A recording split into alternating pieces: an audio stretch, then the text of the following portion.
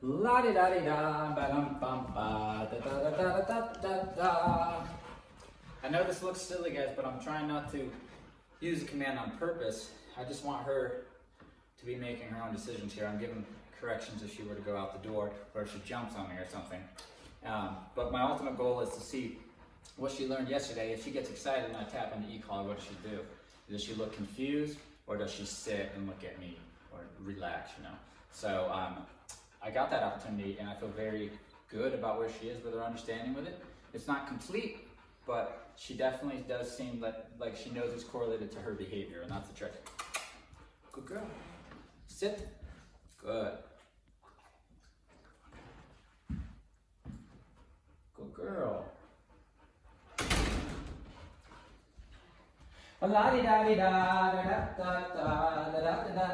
Why this is difficult is because I'm playing with her. You play with your dog, you let them get excited, then you put them in a sit, which is required for them to calm down, and you continue to do that kind of movement. And you'll see that it'll make your dog make a mistake. They'll think that because you're getting playful, because you just played with them a second before, they're going to do it. So this teaches them, as soon as you say sit, it doesn't matter if there's fun things going on around them, they have to stay in their sit. So this is a nice beginner, like a way to start to proof sit like this. We do a lot of play to common commands like sit, down, and place. And this is her first. So she did lay down, which is fine, but she understands the conversation. Yes, it's a sit, that means butt on the ground, but the actual conversation is stay right here and ignore everything, okay, until I give you a release word. Then you can engage with the environment again. So it like has them stay in one spot and not engage. It's an interesting conversation to be able to have with the dog, and you can do it through teaching sit if you do sit right. If you don't teach sit like it's a trick, but you teach it like it's a command, and you let them know what's involved in that, okay? It's not just sitting here whining for a second and then getting up and walking away. There's a job to be done.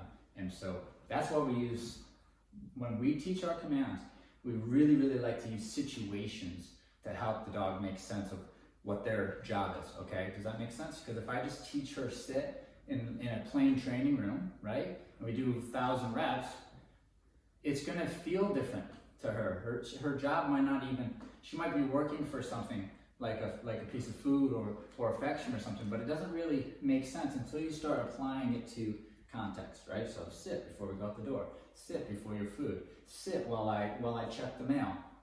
This is how I like to use it. As soon as they got a little bit of an understanding of it, let's go start giving it context so that I can teach them how to feel about it, you know, and it just gives a clearer conversation. That's why they look good. That's why they're not sitting there antsy, because they understand, just wait, disengage, and then when I give you a release word, you can come back, okay? So, da da da da da ba ba. I don't have a squeaky toy or anything. That'll be my next thing. It's a little too much right now. I might add that after this. And then let's see what she's learned, okay? First of all, test it here. She doesn't even look at the door. Break.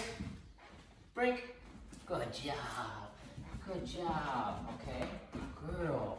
Nice work. And now she's out of that command, so she's free to interact with the environment again. Okay. So by making sure, I really am concerned that she understands not just what to do with her body in the sit or in the down or in any of these commands, what her job is and where her mind should be is equally as important, or probably more important. Okay. Good job. And she's getting it. And that's the hard part to teach, okay? The physical of the butt hitting the ground, easy. Getting them to understand that they need to be calm and they need to disengage with everything, that's the harder part to convey, okay? That's why we like to use context. And that's why you see it's like day one, we're already doing it with context, you know? Sit at the door and all this stuff. So she gets it. She knows her job. Come on, come on.